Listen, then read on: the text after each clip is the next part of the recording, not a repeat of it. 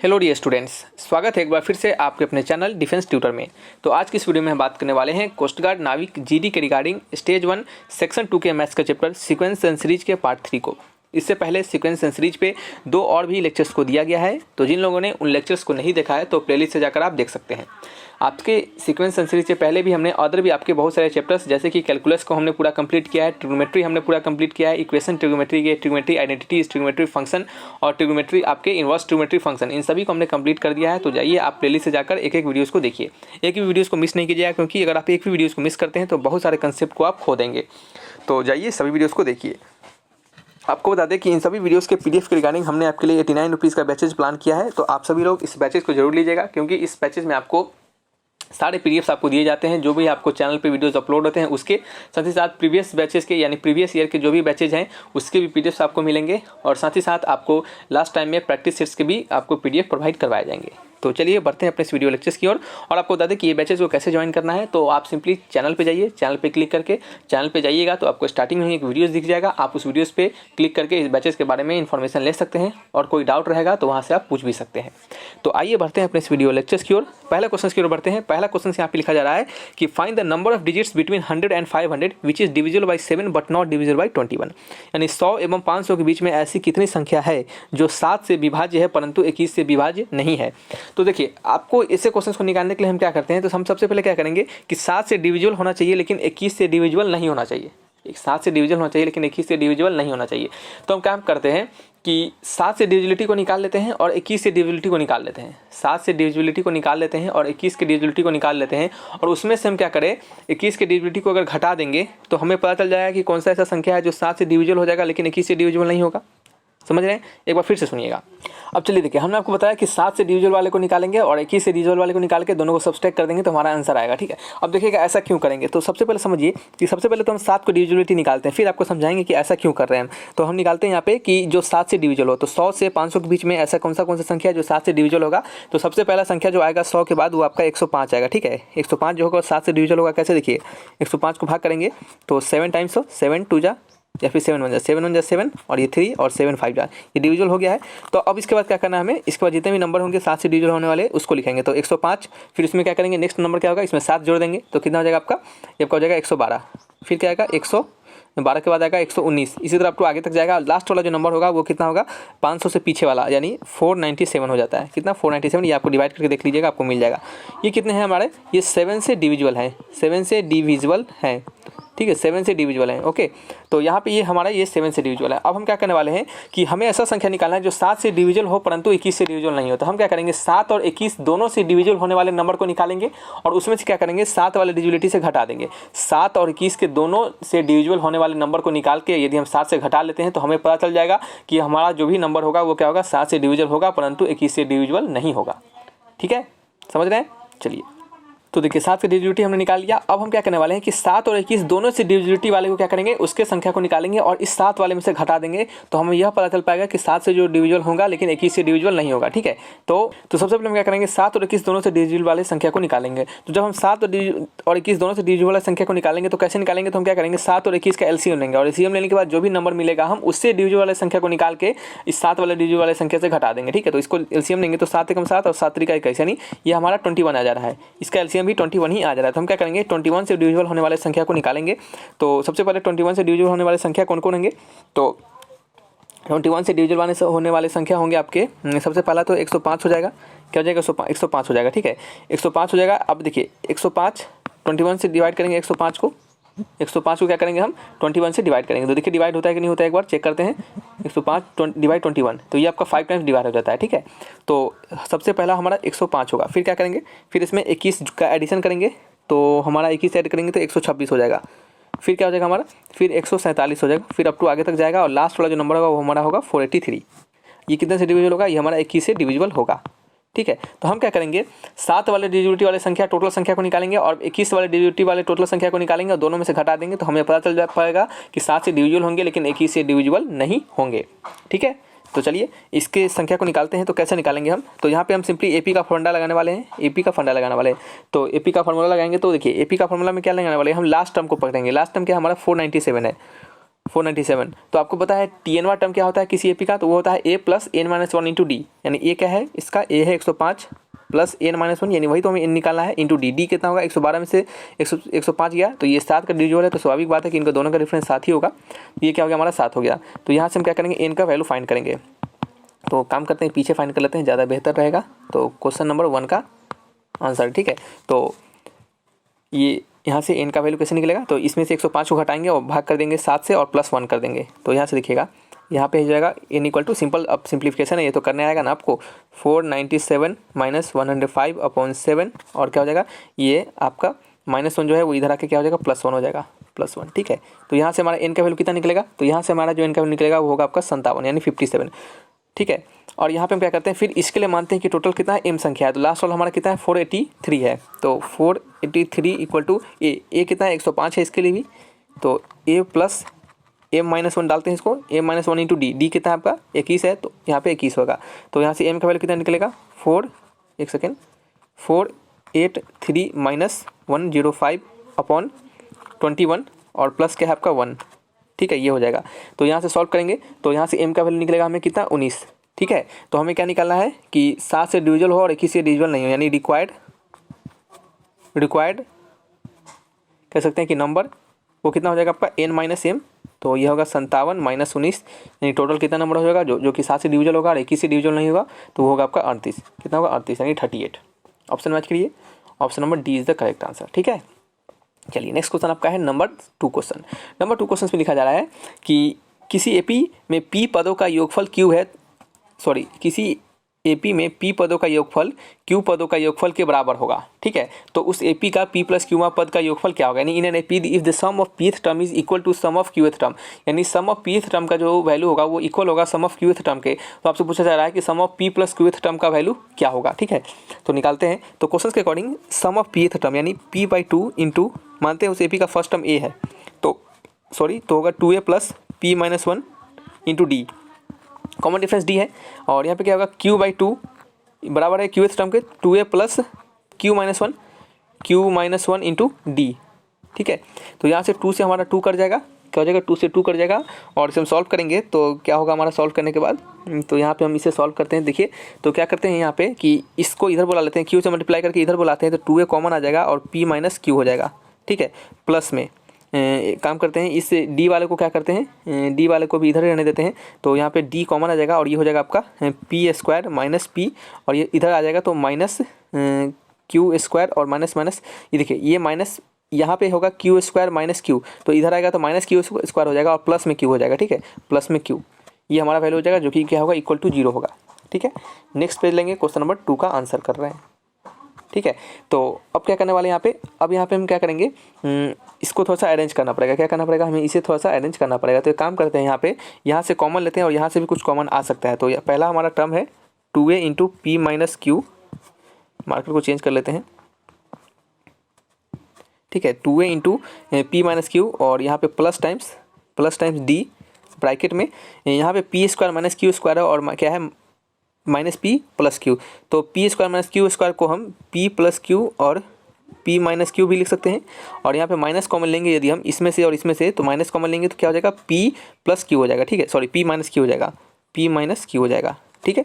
समझ रहे हैं, सिंपल सिंप्लीफिकेशन आप करिएगा आपको समझ में आएगा, ठीक है। तो यहाँ से आप देख सकते हैं कि सभी में से p माइनस q कॉमन आ जाएगा, p माइनस q कॉमन आ गया हमारा, और यहाँ पे हो गया आपका 2a plus d into p plus q minus 1, ठीक है, इक्वल टू क्या हो गया आपका, यह 0 के बराबर हो गया, क्या है 0 के बराबर हो गया, ठीक है। चलिए तो यहाँ से हमें क्या पता चला है, यहाँ से हमें पता चला है कि 2a प्लस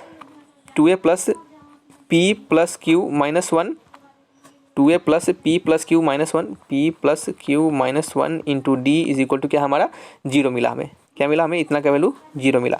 हमें क्या निकालना है एस p प्लस q, यानी sum of p plus q with term का वैल्यू, तो निकालते हैं। वो क्या होगा p plus q/2 into 2a plus n-1, यानी n क्या है यहाँ पे p plus q minus 1 into D, ठीक है। आपको पता है कि इस पूरे का टर्म का वैल्यू क्या है 0 है, यहाँ पे देख सकते हैं पूरे का टर्म का वैल्यू 0 है, तो यानी इसका वैल्यू क्या हो जाएगा 0 हो जाएगा, यानी sum of p plus q with term का वैल्यू क्या हो जाएगा हमारा 0 के बराबर हो जाएगा। तो आंसर मैच करेंगे, option number 0 is the right answer. ठीक है, क्या होगा, 0 इज द राइट आंसर। देखिए ये क्वेश्चन बड़ा नहीं है, कुछ स्टूडेंट को लगेगा सर ये क्वेश्चन तो बहुत बड़ा है, बिल्कुल बड़ा नहीं है। क्वेश्चन को हम आपको यहाँ पे बता रहे हैं, समझा रहे हैं, एक एक स्टेप्स को लिख कर इस कारण से समय लग रहा है। नहीं तो अगर आप इसको बनाइएगा, एक बार सीख लिए हैं, एक बार प्रोसेस पता है आपको, एक बार बनाइएगा तो आपको कम समय में बनेगा। ठीक है, तो चलिए बढ़ते हैं नेक्स्ट अपने क्वेश्चन नंबर 3 की ओर। नंबर 3 क्वेश्चन में क्या लिखा जा रहा है, पढ़िएगा। तो यहाँ पे लिखा जा रहा है कि किसी एपी के p पदों का योगफल q हो एवं q पदों का योगफल p हो तो उस एपी के p प्लस q पदों का योगफल क्या होगा। ठीक है, तो क्या है हमारा क्वेश्चन, उस एपी के p प्लस q पदों का योगफल क्या होगा, यानी in an AP if the sum of pth term is q and sum of qth term is p, यानी किसी एपी का pth टर्म का सम q है एंड qth टर्म का सम p है, तो पूछा जा रहा है कि sum of p plus qth term क्या होगा। ठीक है, उस एपी का sum of p plus qth term क्या होगा, तो निकालते हैं, क्या करते हैं, इसे निकालते हैं। चलिए एक और बात आपको यहाँ पे बताना चाहते हैं कि हम बात कर रहे थे प्रैक्टिस के रिगार्डिंग कि ज़्यादा से ज़्यादा क्वेश्चंस को प्रैक्टिस कीजिए। तो क्वेश्चंस को प्रैक्टिस करने का तरीका यह भी है कि हम जो भी आपको बता रहे हैं उसको सीखिए, वहाँ से कंसेप्ट को सीखिए, हमारे क्वेश्चंस को बनाइए, पीडीएफ वाले बैचेज को ज्वाइन करके पीडीएफ लीजिए और उस पीडीएफ को पढ़ते रहिए। ठीक है, और लास्ट में आपको इंपॉर्टेंट फार्मूलाज भी हम देंगे जो कि क्या होगा आपको एग्जामिनेशन में काम आएगा। ठीक है, और देन फिर आप प्रैक्टिस सेट्स को ज्वाइन कीजिए। प्रैक्टिस सेट्स अगर नहीं लिए हैं किसी का तो आप जाइए परीक्षा ऐप का प्रैक्टिस सेट्स को लीजिए। परीक्षा ऐप के लिंक डिस्क्रिप्शन में है, जाकर उसे डाउनलोड कीजिए, उसके प्रैक्टिस सेट्स को बाई कीजिए। जब वहाँ पे जब बाई करने जाइएगा तो आप याद रखिएगा कि आपको 3 मंथ वैलिडिटी वाला प्रैक्टिस सेट बाई करना है, जो कि आपका है 1 पास प्रैक्टिस सेट्स। यानी 1 पास कहने का मतलब आपको है कि सारे एग्जामिनेशन का प्रैक्टिस सेट्स आपको 1 पास में ही मिल जाएगा, जिसका प्राइस है 599। लेकिन अगर आप ट्यूटर 50 का कोड डालते हैं कैपिटल लेटर में TUTOR ट्यूटर 5050 इस तरह से कोड डालते हैं ट्यूटर 50 का, तो आपको यह 50% का डिस्काउंट मिलता है। और देन फिर आपका ये कितना 299 रुपीज़ में ये आपका प्रैक्टिस सेट्स आपका हो जाता है। ठीक है, इस प्रैक्टिस सेट्स को बाई करने का क्या फ़ायदा होगा, इसको यूज करने का क्या तरीका होगा वो आप जान लीजिए। तो इसको कैसे यूज करना है हमने आपको पहले भी बताया हुआ है कि इसको यूज करना है आपको जितने भी आपके एयरफोर्स हैं, नेवी है, कोस्ट गार्ड है, एनडीए है, इन चारों एग्जामिनेशन के जितने भी प्रैक्टिस सेट्स हैं उन सभी प्रैक्टिस सेट्स के एक एक क्वेश्चंस को रट लेना है, एक एक क्वेश्चंस को याद कर लेना है, समझ लेना है, बना लेना है, कंसेप्ट को सीख लेना है। ठीक है, तब इससे क्या होगा आपका कि नंबर ऑफ क्वेश्चंस प्रैक्टिस होगा और साथ में आपका क्वालिटी ऑफ क्वेश्चंस यानी अच्छे लेवल ऑफ क्वेश्चंस भी प्रैक्टिस हो पाएंगे। ठीक है, तो ये आपको एग्जामिनेशन के समय फ़ायदा मिलेगा। तो अभी प्रैक्टिस सेट्स को लीजिए ताकि समय अभी आपके पास है, ये 3 मंथ का वैलिडिटी आपके मार्च तक चला जाएगा और मार्च तक आपके सारे प्रैक्टिस सेट्स आप रिवाइज कर पाइएगा। यदि आप सोचते हैं कि बाद में हम रिवाइज करेंगे तो प्रॉब्लम होगा। ठीक है, आप डेली के बेसिस पे आप चैप्टर पढ़े हैं नहीं पढ़े हैं कोई फर्क नहीं पड़ता, आप जाइए अटेम्प्ट कीजिए, ट्राई कीजिए, और नहीं बनता है तो वहाँ पे सारे सॉल्यूशंस आपको अच्छे से मिल जाएंगे, तो वहाँ से सीखिए। ठीक है, वहाँ से सीखिए, तो इस बात का थोड़ा सा ध्यान रखिए। तो नहीं लिए हैं प्रैक्टिस सेट्स को जाकर जल्दी से लीजिए। ठीक है, लिंक डिस्क्रिप्शन बॉक्स में दे दिया गया है और लेने समय ट्यूटर 50 का कोड डालिएगा, आपको 50% का डिस्काउंट मिलेगा। ठीक है, चलिए नेक्स्ट आपका है क्वेश्चन नंबर 3। और आपको बता दें कि यदि आपको बाई करने में प्रॉब्लम हो रहा है तो कमेंट बॉक्स में लिखिएगा, हम आपको वहाँ पे अच्छे से बताएंगे। कमेंट बॉक्स में लिखेंगे आप तो आपके कमेंट्स में हम आपको अपना नंबर प्रोवाइड करवा देंगे, उस नंबर पे अपने डाउट्स को पूछ सकते हैं इस पर्टिकुलर चीज़ के रिगार्डिंग। ठीक है, तो यहाँ पे नंबर 3 क्वेश्चन में है हमारा कि pth टर्म का सम q के बराबर है, qth टर्म का सम p के बराबर है, तो आपसे पूछा जा रहा है कि sum of p plus qth term का वैल्यू क्या होगा। तो आइए निकालते हैं। क्वेश्चन में कहा जा रहा है कि सम ऑफ pth टर्म का वैल्यू क्या है, q है, और कहा जा रहा है कि सम ऑफ qth टर्म का वैल्यू क्या है, p है। यानी इसका मतलब हो गया p/2 into 2a plus p-1 into d is equal to क्या है आपका q है। सम ऑफ qth टर्म का वैल्यू क्या है, p है, यानी q/2 into 2a plus q-1 into d equal to क्या आपका है, बताइए, वो p है, क्या है आपका p है। ठीक है, तो नेक्स्ट पेज लेते हैं। क्वेश्चन नंबर क्या है हमारा, क्वेश्चन नंबर 3 का आंसर है। ठीक है, तो ये हमारा क्या है, q और p हमें मिल चुका है, हमें निकालना है p प्लस qth टर्म का वैल्यू। क्या निकालना है हमें, p प्लस qth टर्म का वैल्यू। तो हम क्या करेंगे, पहले वाले में से दूसरे वाले को घटाएंगे, पहले वाले में से दूसरे वाले को घटाएंगे, यानी q माइनस p करेंगे, q माइनस p करेंगे तो ये क्या हो जाएगा हमारा, बताइए। तो q माइनस p तो यहाँ हो जाएगा ना, q माइनस p तो यहाँ हो जाएगा, तो ये इक्वल टू हो जाएगा किसके, बताइए, ये p/2 और q/2। तो यहाँ पे हम क्या कर सकते हैं, यहाँ पे इधर हम काम करते हैं कि सॉरी यहाँ पे क्या है आपका, ये p है ना, ये p छूट गया था।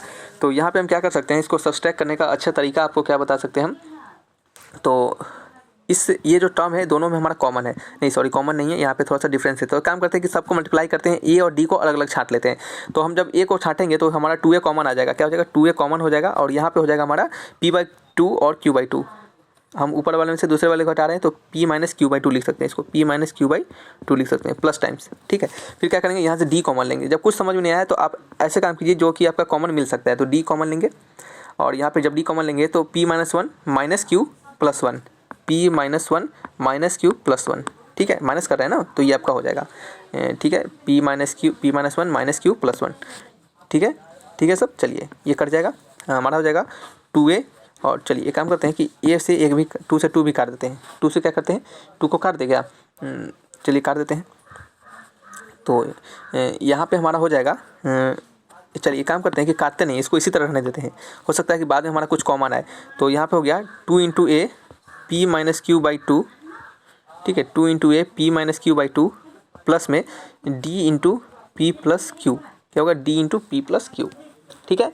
ये हमारा क्या निकल गया, हमारा ये वैल्यू निकला, ये हमारा वैल्यू निकला, ठीक है। और हमने क्या किया, यहाँ पे एक गलती किया है, क्या गलती किया है यही देखिएगा। हम एक छोटा सा गलती करने के बाद आप देख सकते हैं कि क्वेश्चंस का आंसर डिफरेंट आने लगता है। हम सोच रहे हैं कि कुछ गलती जरूर हो रहा है। यहाँ पे गलती यह हुआ है कि ये p/2 जो है वो इससे तो मल्टीप्लाई होगा ही होगा, साथ में इससे भी मल्टीप्लाई होगा। क्यों, क्योंकि ये हमारा बाहर है, देख सकते हैं ये ब्रैकेट के बाहर है, ठीक है। तो p/2 से हमें मल्टीप्लाई करना चाहिए था, जो कि हमने क्या किया यहाँ पे छोड़ दिया है। तो इसको, ये जो हमारा टर्म है, पहला वाला टर्म तो ठीक है, ये टर्म ठीक है, यहाँ पे टर्म में जो क्या होगा बदलाव आएगा, जो कि क्या होगा आपका, पहला होगा p² - p, और जब घटाएंगे तो क्या हो जाएगा, यहाँ पे q² और माइनस q होके क्या हो जाएगा +q हो जाएगा, ठीक है। ये हमारा हो जाएगा अपॉन, क्या है आपका यहाँ पे अपॉन कुछ होगा क्या, अपॉन कुछ नहीं होगा, यहाँ पे सिंपल d से मल्टीप्लाई हो जाएगा, क्या हो जाएगा d से मल्टीप्लाई हो जाएगा, ठीक है। अब चलिए यहाँ से 2a और यहाँ पे हो जाएगा p - q/2 प्लस में यहाँ पे हम कॉमन ले सकते हैं। अब देखिएगा यहाँ पे p² - q² और माइनस p + q, ये सेम टू सेम इस तरीके से है। पुराना वाला क्वेश्चन जो हमारा है, पुराना वाला, यहाँ पर क्या आ गया, यही जो है यही है ना, यही है सेम टू सेम। तो इसका क्या आया था, हमने निकाला था, तो ये निकला था हमारा कॉमन लेके p + q, p - q और p - q, ठीक है। तो यहाँ से हम कॉमन लेंगे तो p, देखिएगा p - q कॉमन आ जाएगा, p - q कॉमन आ जाएगा और हो जाएगा आपका p + q - 1 × d, ये हमारा हो जाएगा, ठीक है। और यहाँ पे क्या है हमारा, यहाँ से माइनस कॉमन लेंगे तो क्या हो जाएगा p - q हो जाएगा। तो देख सकते हैं कि सारे टर्म में हमारा p - q प्रेजेंट है। तो काम करते हैं इस p - q को इस p - q से और देन फिर इस p - q से कट कर देते हैं। तो यहाँ पे हो जाएगा -1 = 2 × a, फिर क्या हो जाएगा प्लस में p + q - 1 × d, ठीक है, ऐसा हो जाएगा। एक और काम कर सकते हैं यहाँ पे, यदि हम यहाँ पे दोनों साइड, यदि क्या करें यहाँ पे हम दोनों साइड, बोथ साइड क्या करें, p + q/2 से उसको क्या कर दे, मल्टीप्लाई कर दे, दोनों साइड p + q/2 से मल्टीप्लाई कर दे। तो यहाँ पे हो जाएगा हमारा -p + q/2 और यहाँ पे हो जाएगा p + q/2। तो आप देख सकते हैं कि ये जो आपको क्या दिख रहा है, ये हमें दिख रहा है sum of p + qth term, sum of p + qth term. तो इसे हम लिख सकते हैं, इसे हम क्या लिख सकते हैं, तो इसे हम लिख सकते हैं SP + q, और जो कि किसके बराबर होगा, आपके इसके बराबर हो जाएगा। तो जो कि कितना है आपका वैल्यू है, ये -p + q है, ठीक है।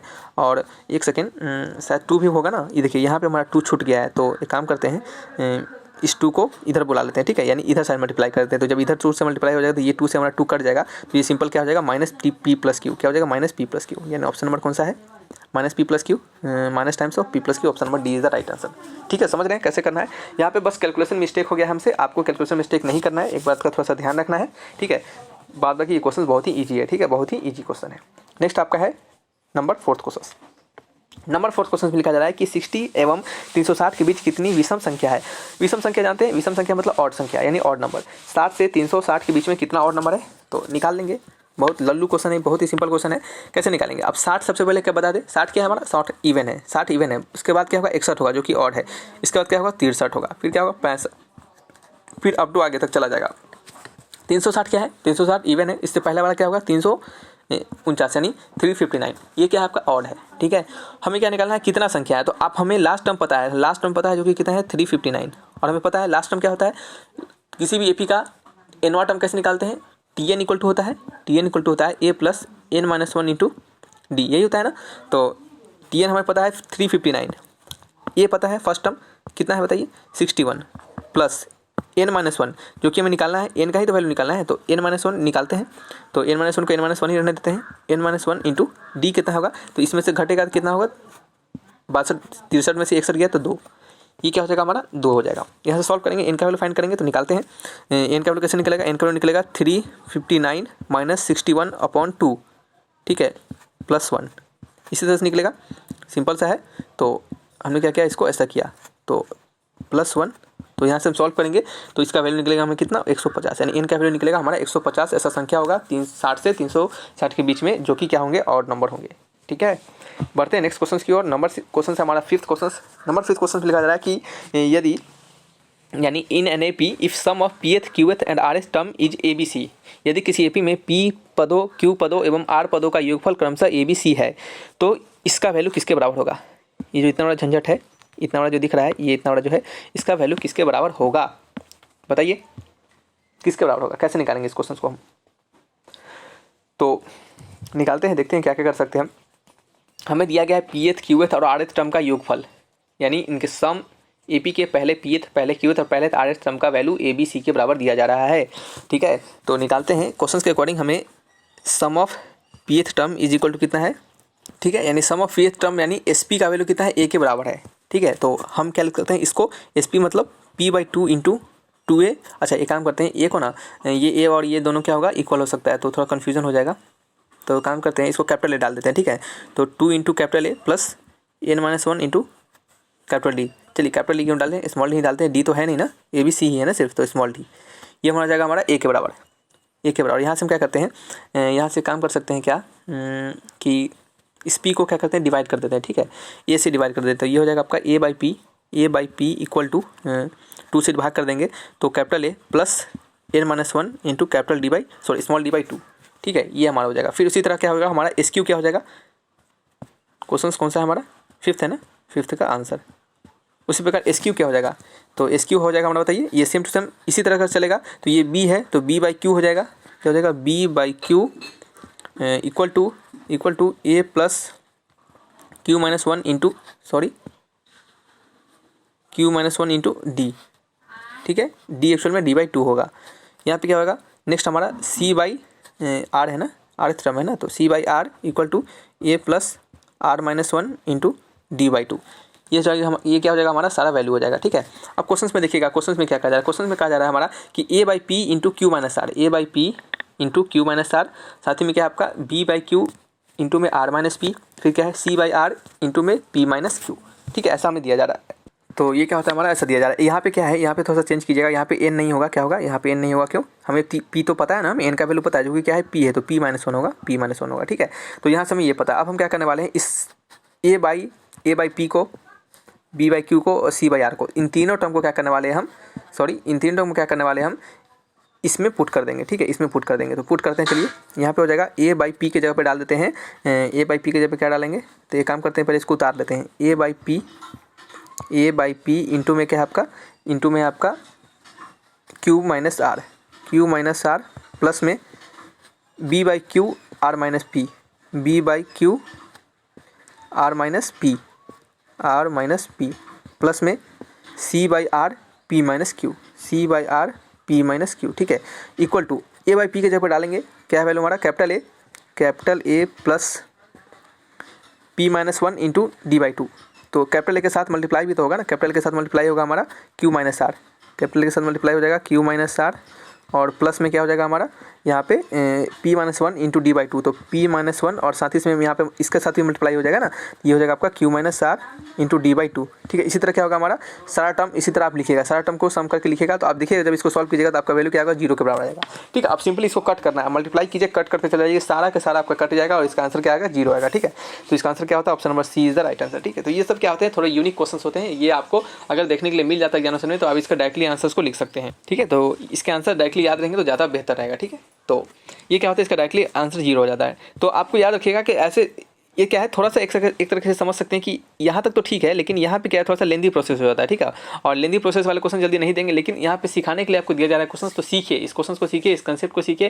जब वहाँ पे आपको इन सभी कंसेप्ट को अच्छे से समझ के जाते हैं, अच्छे से सीख के जाते हैं, प्रैक्टिस करके जाते हैं, तो छोटे मोटे जो क्वेश्चन बनेंगे उसको आप आसानी से बना पाइएगा। कहने का मतलब होता है कि अगर सब्जेक्टिव क्वेश्चन अगर आप बनाए रहते हैं ना, तो ऑब्जेक्टिव क्वेश्चन आप आसानी से ईजी तरीके से बना पाते हैं। ठीक है, तो कंसेप्ट की तरफ हमेशा हम फोकस करते हैं और इस बार भी हम आपको कंसेप्ट की तरफ ही फोकस करेंगे। तो कंसेप्ट सीखिए और क्वेश्चन को प्रैक्टिस करते रहिए। ठीक है, क्वेश्चन नंबर 6 है हमारा, यहाँ पर लिखा जा रहा है कि यदि यानी if x - 2 x, x+3 GP में हो तो x का मान क्या होगा। ठीक है, तो क्या होगा बताइए, ये तो लल्लू वाला क्वेश्चन है। ठीक है, आपको क्या पता है, आपको पता है कि मिडिल वाले टर्म का स्क्वायर जो होता है किसी भी GP में, वो क्या होता है, फर्स्ट और थर्ड टर्म के प्रोडक्ट के बराबर होता है। ठीक है, मिडिल वाले टर्म का जो स्क्वायर होता है वो क्या होता है, फर्स्ट और थर्ड टर्म के प्रोडक्ट के बराबर होता है। तो चलिए बना लेते हैं, x² इक्वल टू मल्टीप्लाई करेंगे x² बताइए क्या होगा, +3x - 2, इसका आ जाएगा सिंपल x प्लस में माइनस में 6, एक्स स्क्वायर से एक्स स्क्वायर कट गया तो 0 = x - 6, तो x = क्या हो गया हमारा 6 हो गया। आंसर होगा 6, ऑप्शन नंबर बी। नेक्स्ट आपका है नंबर 7 क्वेश्चन। नंबर 7 क्वेश्चन में लिखा जा रहा है कि यदि ए बी सी क्या है जीपी में हो तो a square b square c square इनमें से किस में होंगे। समझिएगा, अब देखिएगा जो भी स्टूडेंट हमारे प्रीवियस वीडियोस को देखे होंगे लेक्चर नंबर 2 को, तो शायद उनको समझ में आ रहा होगा। हमने वहाँ पे आपको बताया था, वहाँ पे हमने आपको 2 क्वेश्चंस बताया था। हमने आपको कहा था कि एक क्वेश्चन बहुत ही लेंदी था और उसको हमने अच्छे से तरीके से आपको बताया था और कहा था कि इसको सीख लीजिए क्योंकि इससे छोटे मोटे क्वेश्चंस बन सकते हैं। ऐसे ऐसे कंसेप्ट इसी तरीके का अप्लाई करना है और हमारे क्वेश्चन जो बनेंगे वो छोटे दिए जाएंगे आपके एग्जामिनेशन में। तो एक बार सीख लीजिएगा तो कंसेप्ट अप्लाई करना आ जाएगा, तो क्वेश्चन को बना पाइएगा। ठीक है, तो देखिएगा ये भी बहुत छोटा ही क्वेश्चन है। यहाँ पे हमें कहा जा रहा है कि ABC क्या है जीपी में है। ABC क्या है यदि हमारा जीपी में है, ठीक है, तो यहाँ पे क्या होगा, ठीक है, तो आपको पता है कि जब ABC क्या है हमारा यदि जीपी में है तो इसका मतलब हुआ कि B/A का रेशियो जो होगा वो C/B के रेशियो के बराबर होगा। ठीक है, तो ये हमें पता होगा कि जीपी से ऐसा आता है। हम क्या करेंगे, इसको दोनों साइड स्क्वायरिंग कर देंगे तो ये हो जाएगा B² / A² = C² / B²।